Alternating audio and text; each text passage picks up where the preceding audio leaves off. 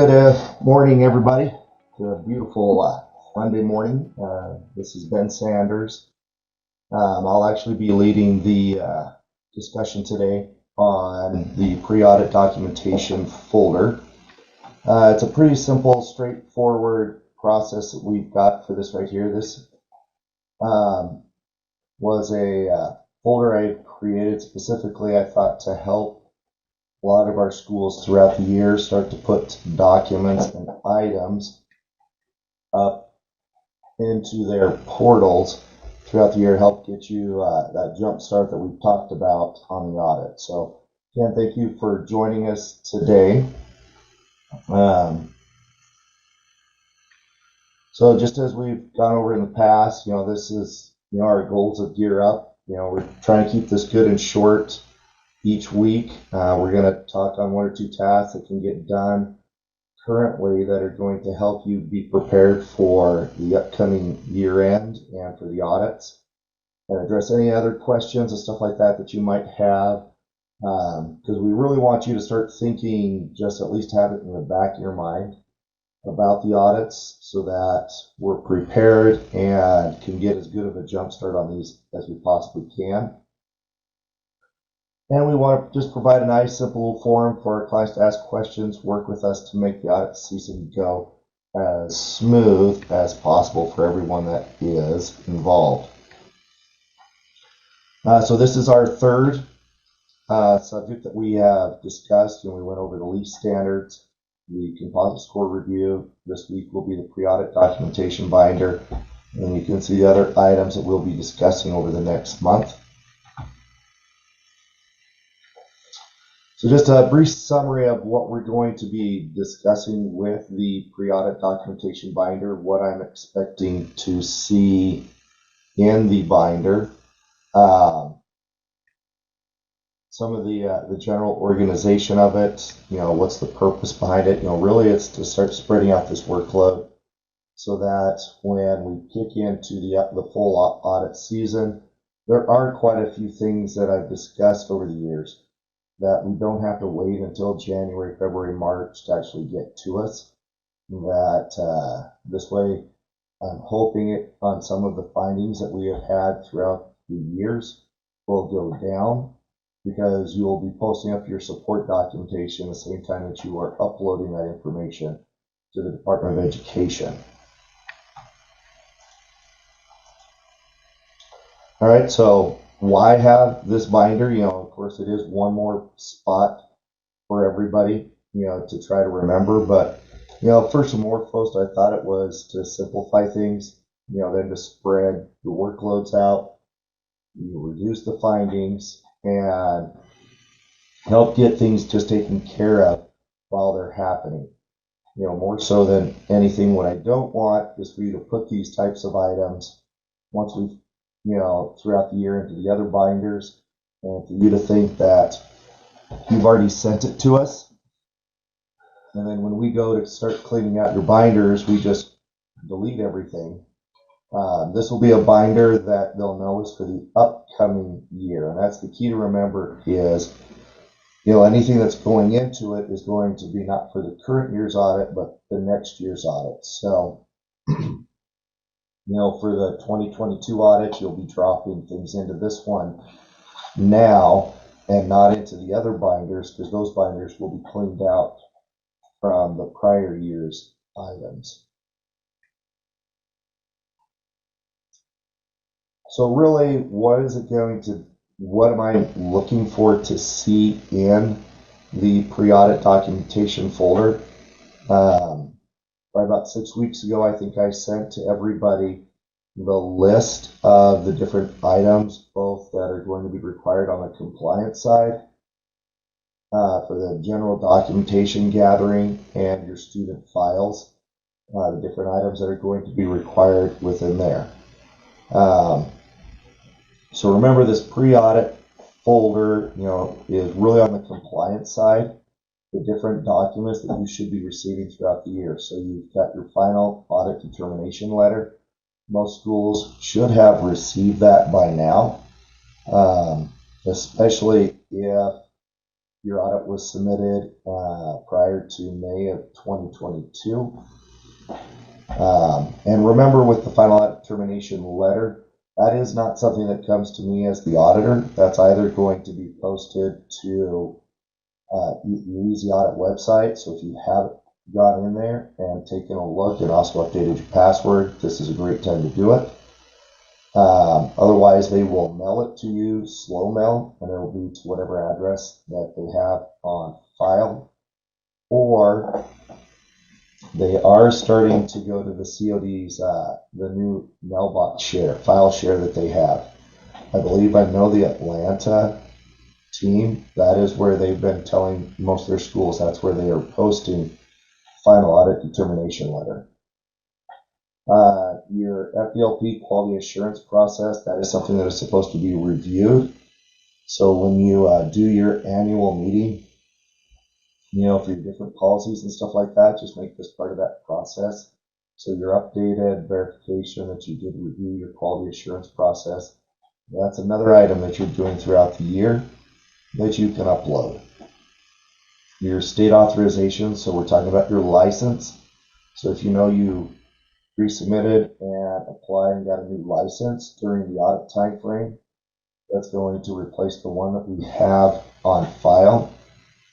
Same thing, before you go and upload or put your license into the nice little frame you have and throw it out front, just make a copy of that and go ahead and upload it into this pre-audit documentation binder. Same goes with your accreditation letters. If you're doing a reauthorization and stuff like that to get your accreditation renewed, when that letter comes in, and it's not, what we want is the letter that shows the expiration date, your approved program, stuff like that. So that's that official letter. It's not necessarily the nice one that goes up onto your wall, because that doesn't tell us when it expires or anything like that. We want that letter that you receive from them. Just scan that in and send that to us, or put it up into the binder. Next item is the annual security report, the police letter that is your support for the statistics that you have uploaded, and then your annual security report upload verification, little certification that you get after you have uploaded your statistics to the Department of Education. That's one, by October 1st. And then plus, if you've got the email that you're sending out to your students and your staff every year, would also be another one to include in there. Just include all that information, put it up into that binder for us. The next is probably one of our top 10 finding. And what really spurred a lot of this was your iPad's graduation support. What we're seeing is, and I think it's more of a timing thing than anything, is a lot of schools, you do this report from December to February in that time frame. We're going to collect it not until the next year. So that's a whole year that information is sitting and typically is getting lost. It's probably one of the items that my reviewers consistently are waiting to get from schools, and I would honestly probably say 30% of the time it's incorrect what was sent. So you've got to pay attention to, is that a live type system? Because I know different systems, you can look at a report in the morning and the same report in the afternoon, and it will be different because somebody entered something in. So what I'm hoping for with this one is that after you have entered in those numbers for your graduation rates for the iPads, that you take whatever it is, document that you used to upload that to the department, upload it into this binder folder, so that we've got what supports what you've actually submitted. And I'm hoping that right there will solve, probably one of my top 1 or 2 findings that we've had the last couple of years. And it's always the same thing. People are unable to locate their support for that information. The next item is the accreditor placement support. Just making sure that you've got that support. I know with a lot of the creditors, you're going to be doing those placement numbers are going in December. So just make sure that you are saving whatever support that you have for that information. And again, just uploading that into the portal for us to review and to verify. The last item that can be going into this pre-audit documentation is your student information risk assessment. This is that new audit requirement that came in a couple of years ago with your risk assessment policy, which is different from your annual security report information. I get a lot of people that want to keep sending that to me, which is not the same thing. Those are two different documents that we are reviewing for the audit purpose, but it's your risk assessment. There's very specific things that on the audit we have to be able to see that's in it. So you've got your management training, your different areas that you are marking as a risk, and then what processes do you have to minimize those risks? And if there weren't any incidences that happened where you did have a breach of information, all of that should be included in that risk assessment that is being performed. But those are the main documents right there that you should be able to upload, get to us, and put into that folder throughout the year.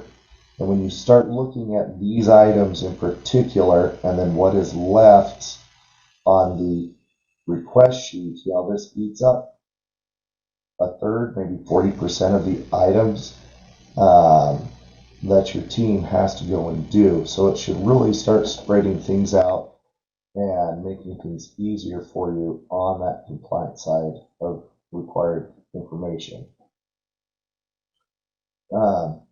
Before I go a little further, I will also let you guys see what in the portal some of the things look like that I'll be looking for, stuff like that. But for the most part, it's going to be the same presentation layout as the other items that you will upload.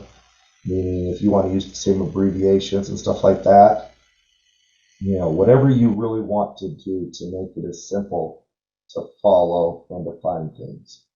And this is only if you choose to use the pre-audit binder, where I'm not going to worry as much about the numbering system that's on the report that I sent to everybody, but just pay attention to how you upload it, and if something comes in with a funky name or something like that, just change it to make it easier for the review team when they go look for something, that they will be able to properly identify it. One thing just to remember is, everybody seems to call things different. So if you can use as a generic name on something as possible, or just stick to how it was titled on the request sheet, would make things much easier for us. So that is really everything. How do I go backwards? Also, here. Hold on 1 minute, guys.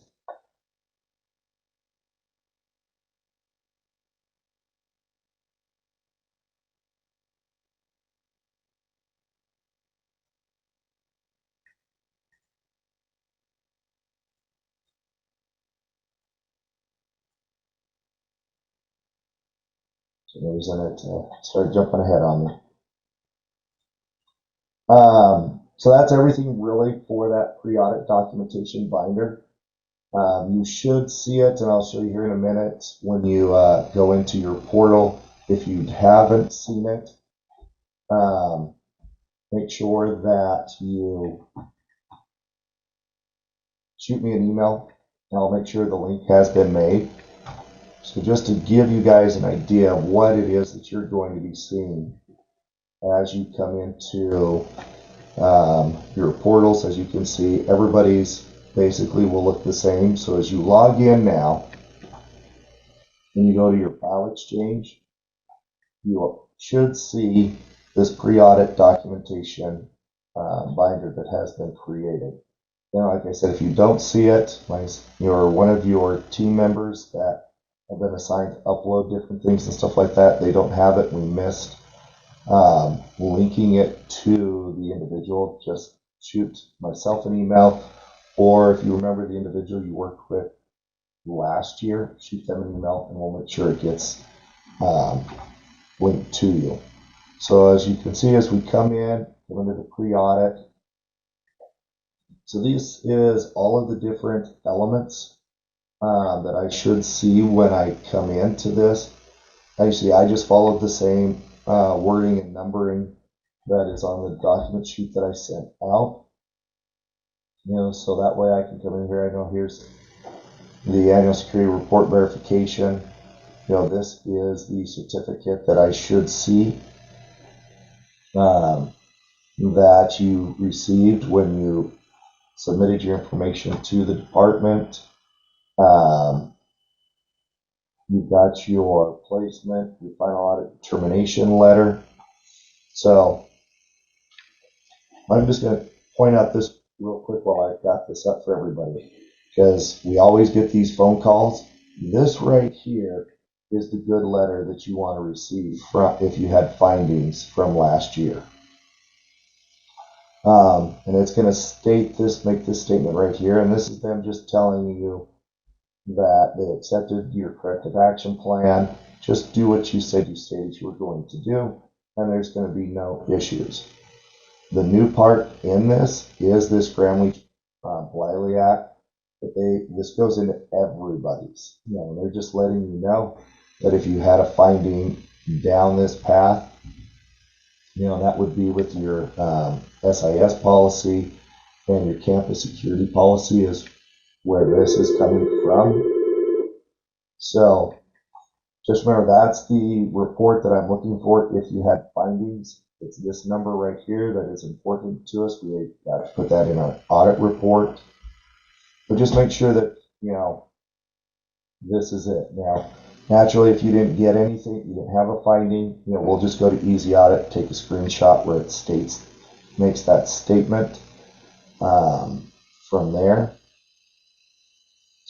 And that's everything there. So, when you come into your compliance audit too, so this is then what this one would look like. This is the big thing here to please remember, is these are all of the titles on that report that I sent everybody out a couple of weeks ago on how things are to be titled. I want it numbered.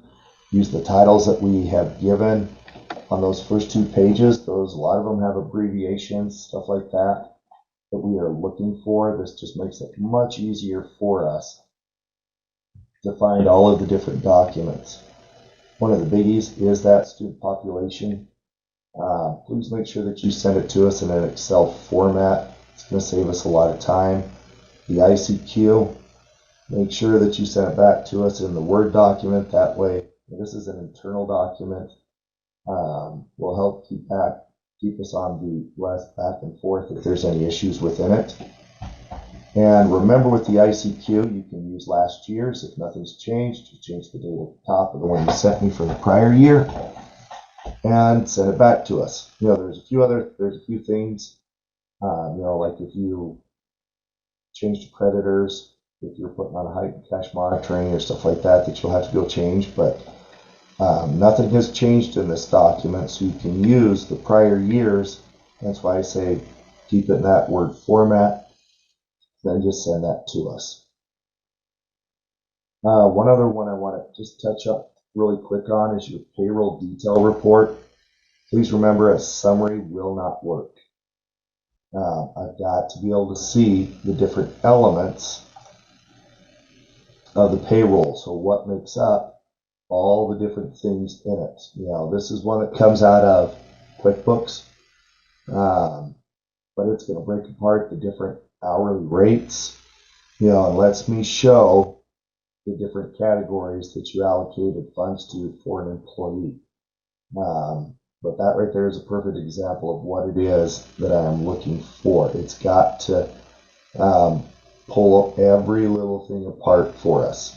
So when I say summary, I'm saying where it just gives me, a lot of times I get where I just see the gross amount of the pay, but it doesn't tell me, was that a salary? Was that an hourly? Was it multiple pay rates that were in there? I need to be able to see that broken apart. The other thing I want to show you too now is when you go in, we do have the link set up for these webinars that we are recording. So you can come in, one of your options will be links when you click on it and come to the Gear Up 2022. Here's the Gear Up playlist. Go ahead and just click on that.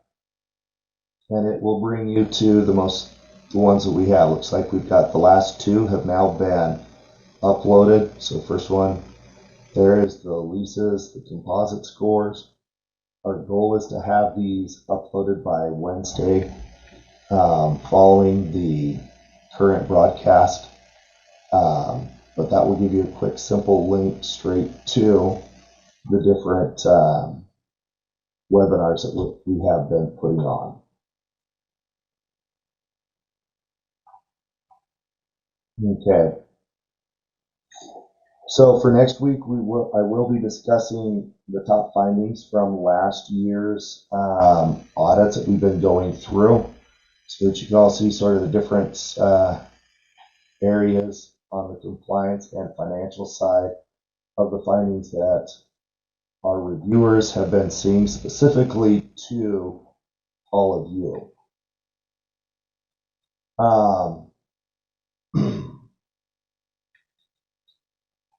So your assignment for this coming week would be to start getting with your team and uploading those items that we pointed out in the pre-audit documentation folder.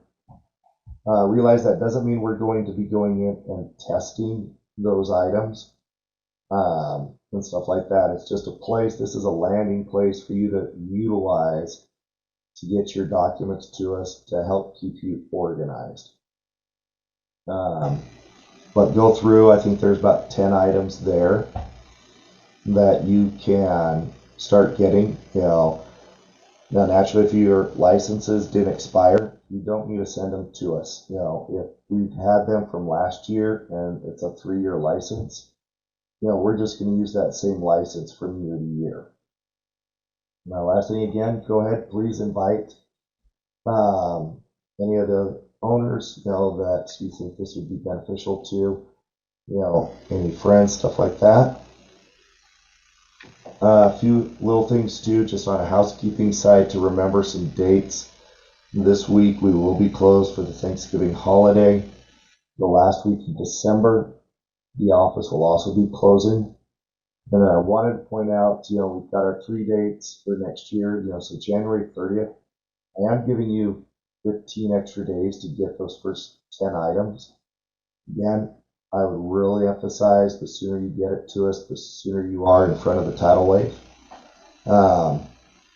But I moved it from the 15th to the 30th specifically to give your servicers proper time to get that student population list put together and sent to you. One of the issues we seem to find is that schools will put together their own list and they always miss students or they misallocate statuses or something in there. So I figured giving that extra little time there to help with your servicers and yourself to get us proper student population, so that when we do our file review, stuff like that, we're looking at the correct amount of files. Then February 28th is the big deadline where everything, both financial and compliance, need to have all their information uploaded to the portals. Again, I'd probably say more than half of the schools got us information those last couple of days of February. And January and beginning of those first couple weeks in February, there's a lot of gathering of information, but if you want your audits done earlier, stuff like that, I recommend do not wait till that last date. Last is April 30th. That is our internal deadline of when we are trying to have audits done, finished, and completed for everybody. So those are the three main dates there. Then if you need any help, please contact us. Here are the email addresses for everybody on the compliance team. On the previous slides from last week was all of the financial team. We have added Alex. He's coming on board with us on the compliance side. He'll be working with me directly. So if you have any questions or anything like that, here are the individuals you can reach out to and hopefully answer any of your questions. So again, thank you very much for spending the time with us this morning. And I don't think I saw any questions pop up. It's a pretty simple, straightforward one. So again, if you don't have or do not see that pre-audit documentation binder in your portal when you log in, please let me know and we will get that squared away for you. So enjoy your week. Have a happy Thanksgiving, and we will see you all next week for the top 10 findings.